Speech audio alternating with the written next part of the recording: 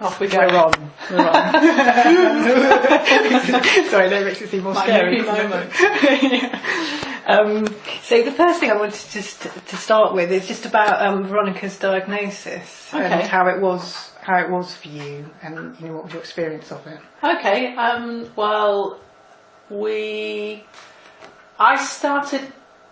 I was quite close to my NCT group, so I had other babies sort of just watch, and by about 6-7 months, I was noticing that Veronica wasn't really sitting up as well as the other babies were, and if she did sit up, she'd sort of flop, and then about 9 months they were all waving. And Veronica wasn't waving at all. But I mean, other than that, she was a very happy baby, really good eye contact. There was nothing really, nothing to go on. And there'd be no point going to a doctor saying, I don't think she's doing this, that or the other, because they just think I was over anxious. But then it did get to round about walking kind of stage, like 14 months, and she was absolutely nowhere near even really sitting up any better. I mean, she could sit up slightly better, but I can remember having to take all the sofa cushions off and surround her by them. So I went to the doctor, and the doctor referred us to the community paediatrician, and Veronica was starting to talk a bit then, but the doctor could see that she was physically very delayed. So we were referred to a neurologist at the hospital, and Veronica's first diagnosis, which was just before she was 2, was severe dyspraxia, and that's kind of what everyone was thinking, because Veronica was talking more or less where she should have been, a bit delayed, but nothing, all the sounds were there. It's just that, and no one was particularly worried about her speech. And then so they ruled out cerebral palsy, which was the big thing they were thinking, with an MRI. Anyway, so then between the ages of 2 and 3, Veronica's speech slowly developed. She didn't seem particularly autistic at all. She started pointing, her eye contact was good, her turn taking was really rubbish, but everyone said, oh, she's an only child, blah blah blah.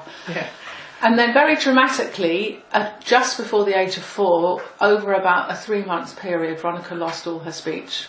It just went. And so then we were referred back to the hospital. Veronica had loads and loads and loads of tests, because it's unheard of, even in autism, for a child to lose speech that late. Normally it's at about the age of 2. So they thought maybe I didn't realise this at the time, but I now realise that they must have been thinking she had a sort of very quick onset regressive neurological horrible thing. All of that was ruled out, and no one's really got to the bottom of why it happened. Veronica did get a diagnosis of autism, which I had to really push for, and I pushed for it because I just thought, well, she's only got a diagnosis of severe dyspraxia. That means nothing to anybody. She's now got no speech at all, and that's not really dyspraxia. Although physically it's a good description for her. And I just thought, no, she's going to need another diagnosis. So I mean, she does tick a lot of the autism boxes, and especially as she's got older, she really does. So as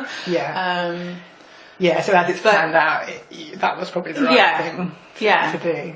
But at the time it did feel like I was being quite insistent, and she could easily have ended up with something like global development delay.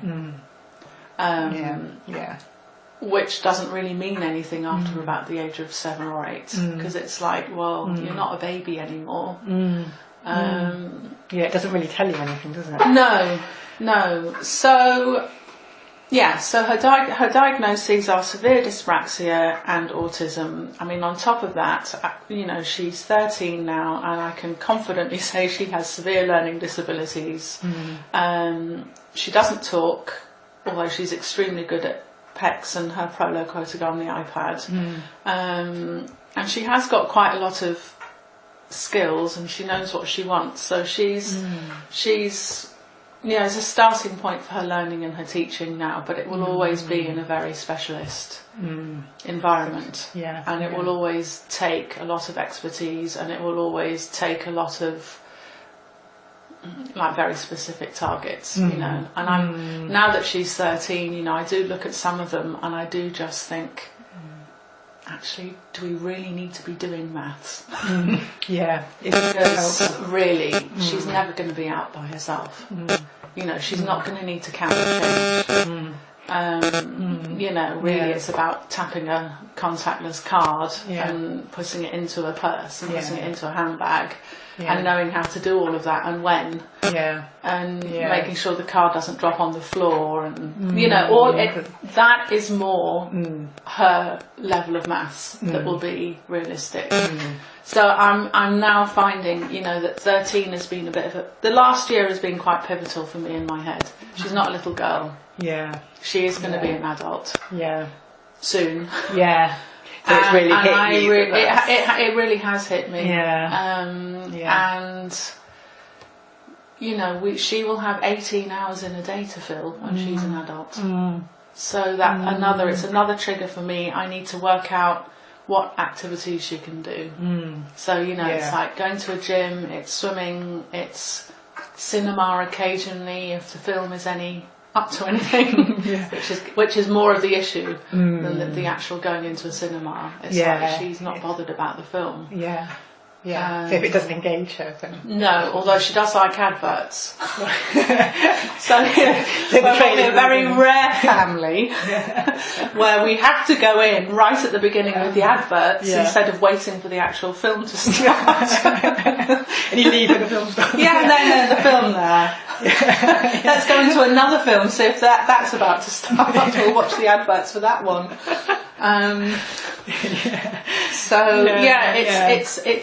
It's working out now what she will do during the day, and I'm hoping that her curriculum will fit around that. So thinking about how she's going to be spending her time in the future.